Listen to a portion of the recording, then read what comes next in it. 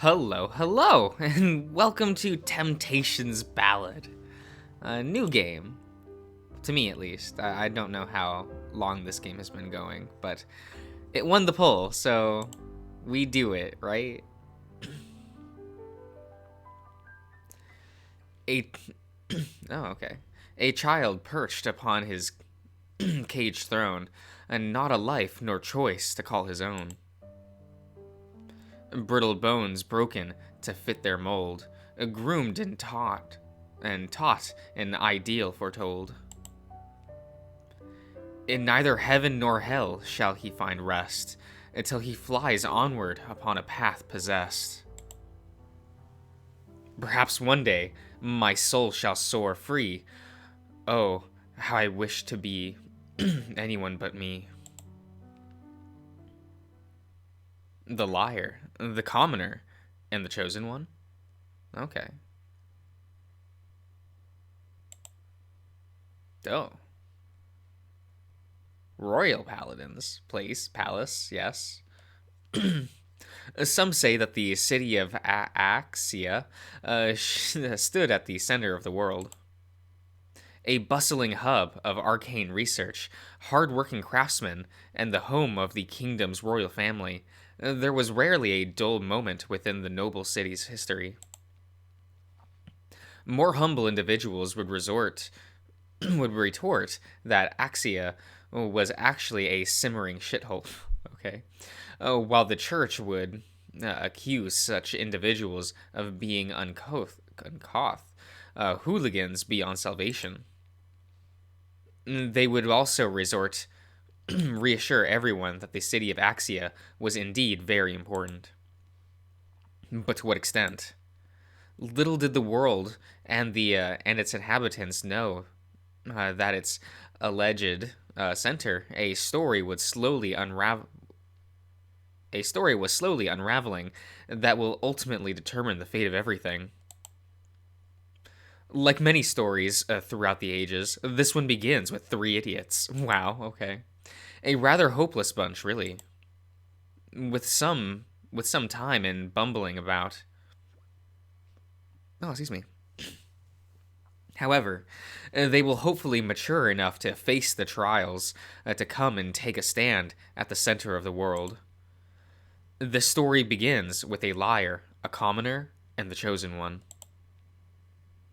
Oh, okay. Marander. Marander. Okay, district. Marauder? Marauder. Is that right? Marauders District. Bonebreaker Mercenary Company. Guild building. Okay.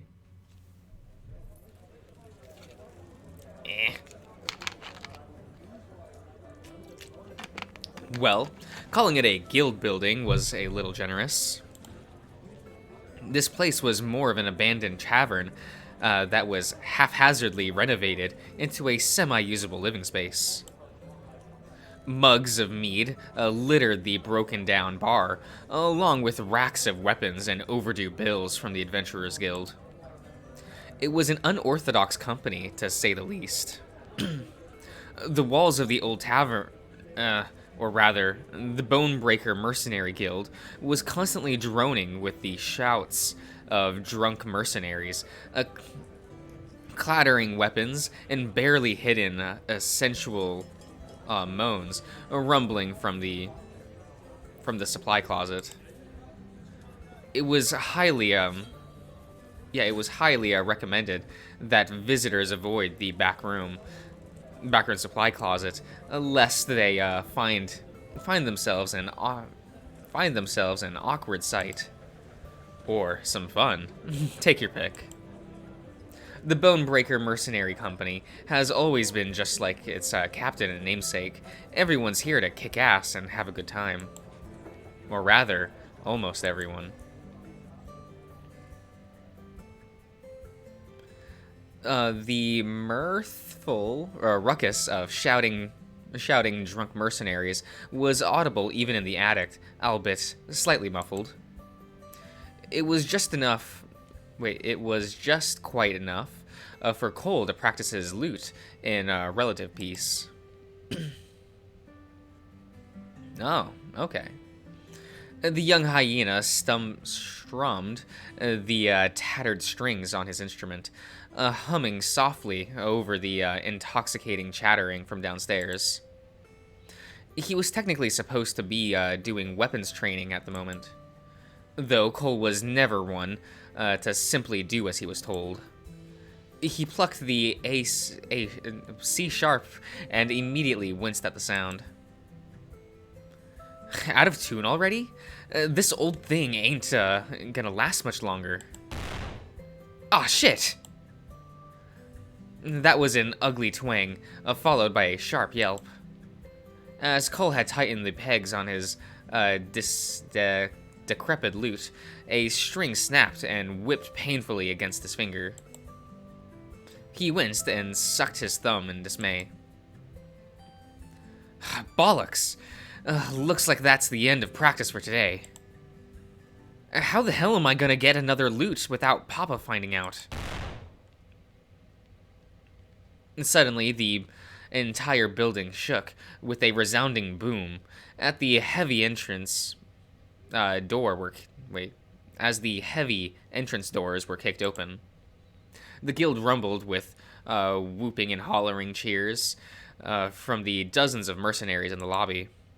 Cole's shoulders slumped as he slowly forced himself onto his feet. And he's back.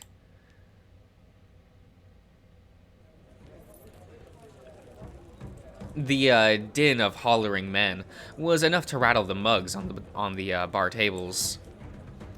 The boss is back. There's our man. Morrow. Is that how that's said? Morrow? How was the job? Shut your traps. The room immediately fell silent. A Morrow Bonebreaker grumbles as he stooped through this door. His massive shadow darkens the entire room as he turned towards the bar. A dozen fellow mercenaries spilled into the lobby, along with their captain, each slinging various steel axes and swords over their shoulders. That looks a bit loud on the levels. Maybe just a little bit quieter. Okay. Morrow's glass eye twitched twinkled in the dim room as he walked, his very presence commanding the attention of every person in the vicinity. He snatched a mug of mead from one of his mercenaries and downed it in one gulp before slamming it down on the bar table. The large, towering hyena whipped his muzzle with a disgruntled sigh. Horrible! Utterly rubbish and disappointing. The moment those bandits saw us Bonebreakers approaching, they dropped their weapons and surrendered while shaking in their little boots. The old lady down the street could have put up a better fight than those sorry suds. Weren't folks saying that the city was supposed to get more rowdy now that the king and queen kicked the bucket? Bandits my ass. My axe hasn't tasted a good fight in years. The other mercenaries in the lobby grumbled in disappointment. Aw, shucks, Captain. You mean you didn't even get to fight? A sly grin suddenly stretched across Morrow's face as he thumbed the handle of his great axe. Well, I didn't say that now, did I? A few of those measly bandits were stinking mages. Shot a few little fireballs at us, thinking they were smart. Morrow licked his lips. Nothing quite as satisfying as clobbering a few magic-y nitwits to the ground. Still doesn't make up for the disappointing fight, though. A voice suddenly mumbled from behind the heavy entrance. Really now? The bandits were arrested and we got paid. Isn't that enough? Duh. But what's the point of being a merc? Merc, if we, can't even have fun kicking ass. Oh, okay. The front door creaked open as another shorter hyena heaved a large sack through the guild's entrance. Hamish, the mercenary captain's right hand, rolled his eyes as he lugged the heavy bag of coins onto the bar. The money, a stable job, the big sack that we're all living in. It's a guild building. Hamish rolled his eyes and ignored his overly cheerful captain. And the fact that the City Watch isn't clamoring to arrest us anymore. That should be plenty reason enough. I guess I can turn back up the music a little bit. Yeah, that seems fine. Yeah. Duh, Lovey.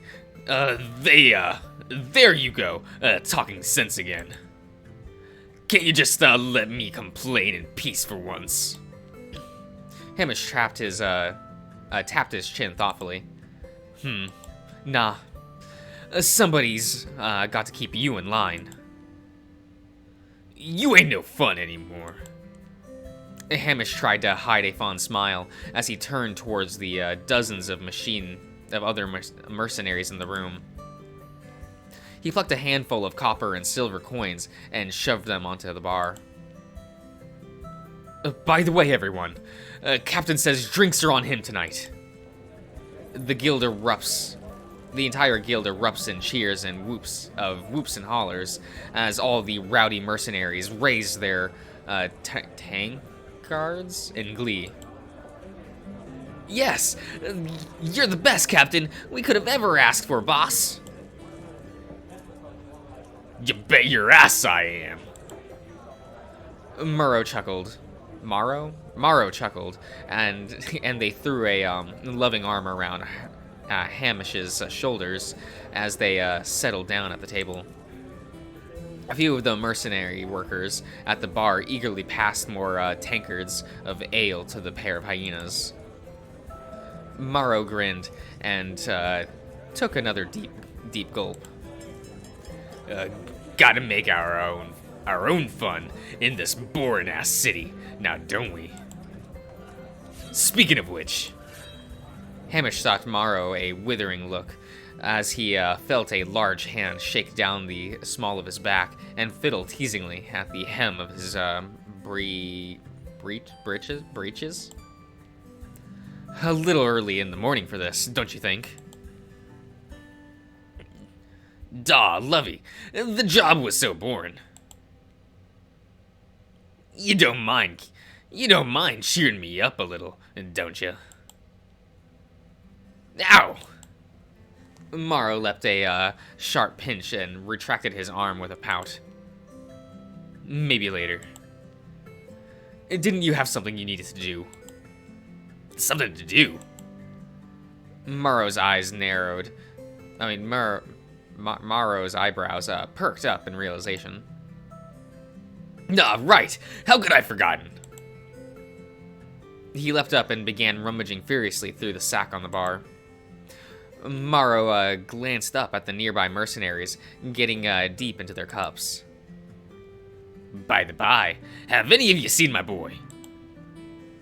I think we heard him strumming this darn lute in the attic again. The kids should really let loose and join us at the bar more often. Morrow's chest swelled with pride. That's my talented little lad. Always refining his hobbies. You could learn a bit from his, dedication. Morrow turned towards the stairway and stumped his feet. Cole, come down! Your papa's got something for you. Yeesh. There he is, my darling boy. You know I could hear you without all the hollering, Papa. Cole yelped as a massive hand clamped him on the back and sent his tiny frame face first into the floor. Ow! Papa, watch it! Your shoulder's, still not recovered yet. Duh, sorry there. I just, can't help but get excited from seeing my pride and joy. Especially when he's so dedicated to practicing his passion so darn much. How's that little lute of yours treating you? Oh. Cole shuddered, shoulder slumped. It, broke when I was practicing this morning. Weren't you supposed to be doing, weapon training this morning? Not now, Hammy. I'm trying to be a positive influence here. Now, where was I? Aha! Surprise, my boy! Morrow grinned gleefully as he pulled something large from inside the sack. Cole felt his jaw drop. He watched his father unwrap a brand new glistening lute, furnished brilliantly with handsome dark wood. He hesitated, reaching out to grab it, his paw gingerly tracing the cool, smooth surface. Is this for me? Thank you so much, Papa. You really shouldn't have. Morrow barked with laughter and slapped his son on the shoulder. Nonsense! Anything for my darling boy. The Bone Breakers have gotten a lot of jobs lately, as the king and queen croaked. I had to spend all that coin on something. A wave of warm giddiness washed over Cole's chest as he gently strummed the strings of his new lute. Sharp and cheerful notes rang out, perfectly tuned. Cole laughed, delighted. Did I drop things? Oh, shit. Whoops. I should. Okay. Cole laughed, delighted. This is awesome. Thank you so much, Papa. Like I said before, anything for my darling son. Cole suddenly grimaced as he glanced at his father. Uh-oh. He's getting one of those daydreaming looks in his eyes again. One day, you will grow into a great man who will take over the Bone Breaker Mercenary Company as my successor. The speech. Cole stood up straight and tried his utmost to resist rolling his eyes. You will grow to be a strong mercenary, an even greater man than I. The Bone Breaker's legacy will be yours to lead down the glorious path it is destined to follow. People will sing stories of your deeds for ages to come. Yes, I've memorized this whole bit, Papa. Not to be a pessimist or anything, but have you noticed that your son is like almost half the size of the smallest merc in the company? I can barely even lift an axe. Worry not, my boy. My dear boy. I understand your pain. I was a late bloomer as well. Yet here I am, the captain of the greatest and most fearsome mercenary company in all of Axia and the kingdoms beyond. Late bloomer? Papa, I'm like 23 now. I'm pretty sure the chances of a growth spurt are miraculously low at this point. Cole gulped as his father leaned down on one knee and placed a supportive hand on his shoulder. His face was brimming with such faith and pride that it was hard to look at directly. No matter the odds, know that I believe in you. You're gonna show the world what you're made of one day, and the world will watch in awe. Remember, boy, you are the son of Morrow Bonebreaker. Cole felt an uncomfortable of doubt rising as in his throat. But at the sight of his father's intense and loving confidence, he swallowed it back down. Sure, Papa. One day. Murrow's laugh boomed through the building. Cole yelped as a playful hand ruffled his hair. That's my boy. Now, like anything in life, the day won't come without putting some work into it. That's why I think it's high time you start taking on mercenary jobs again. What? But I still haven't recovered from the injuries from my last job. Cole jabbed a finger directly on the bandage hanging from his shoulder. Bah, it's been weeks! If it ain't getting better with you cooped up at home, it'll get better with you out, if you go out for some fresh air. Morrow's voice turned gentle. I ain't asking you for the world, boy, not until you're ready. We'll take it one step at a time. For today, go out and take one job listing from the Adventurers Guild and bring something home for work, from your work. But be it a few coppers or a vast heap of treasure, know that I'll always be proud of what you do. The life of a great man is a long one. There's no need to rush, but we should always be moving forward. A mix of affection and dread rolled through Cole's chest as he glanced between his father, brimming with pride, and the new flourished lute in his hands. His grip tightened and on it as he sighed. Right, Papa. I'll do my best. Attaboy. Now show him what you're made of. And if you run into any cowardly magic users out there, give them a good old throttling for me. You know what I always say about magic. Cole sighed. It's the tool of the weak and spineless. Ha! And don't you forget it. Nothing's more satisfying than clobbering a wizard across the face while they're crying, "My spells! My spells!" Right, of course. Anyway, I gotta go show the world what I'm made of.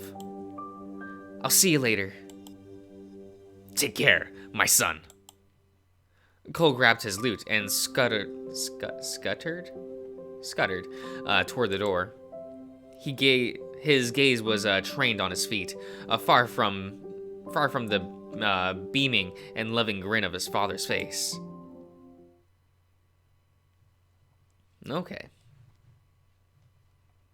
Cole had scarcely taken a step outside when he was pulled aside by Hamish, who was wearing his usual gruff look of concern.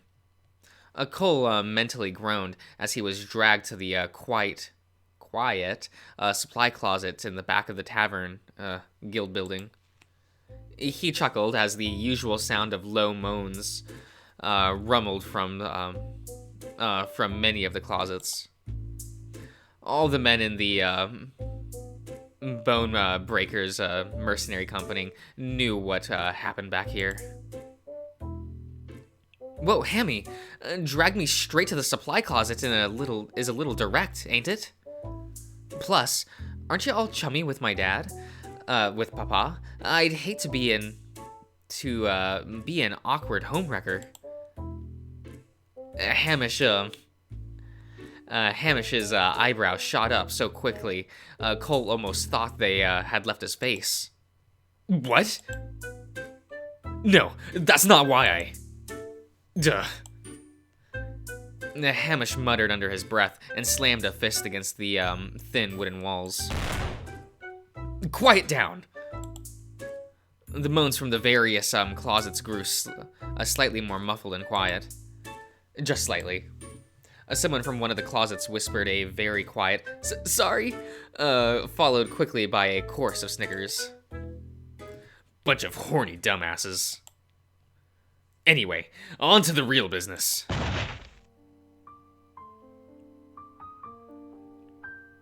Hamish suddenly swipes at Cole's bandaged shoulder. Hey! Cole stumbled backwards in shock. Hamish's eyes narrowed. The bandages abruptly faded into nothing, like wisps of heat on a summer day. Underneath, Cole's shoulder, apparently completely uninjured. An air buzzed. It was faint, but it was unmistakably the soft glow of magic. A minor illusion, huh? When did you learn a trick like that? Cole's breath hitched. He felt his stomach drop. I can explain. Please don't tell Papa. Shush. A hand rested gently on his shoulder as Cole fought the urge to flee. Hamish sighed. Relax, Cole. I'm not here to get you in trouble. Not everyone's as old-fashioned as your father. Honestly, most of the boys in the Bone Breakers are fine with magic. Cole let out a breath of relief and scowled. If you were fine with it, you could have just left it alone. Hamish sighed and rubbed his temple. I just worried about you, kiddo. I think it's high time you had a long conversation with your pa. Cole's scowl deepened as he crossed his arms defensively. What are you on about? Hamish scratched his chin and closed his eyes, as though cautiously preparing his next words. Are you sure you want to take over the Bone Breakers when you're older? What? Anger surged through Cole's chest as he gripped the cold wooden handle of his new lute. Of course I do.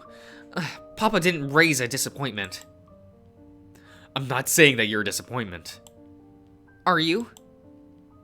What exactly are you trying to say then? Cole took a step forward, the fur on his mane standing on end. I am Collodi Bonebreaker, son of Morrow Bonebreaker, the most famous and feared mercenary in all of Axia and the kingdom beyond. I don't need Papa's little lackey to tell me what to do.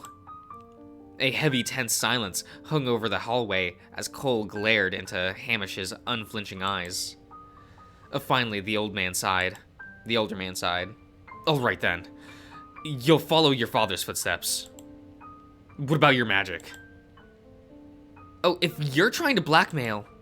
Hamish held up his hand. No, I'm trying to hold a conversation, kiddo. I just think that most of your talks with your father have been rather one-sided.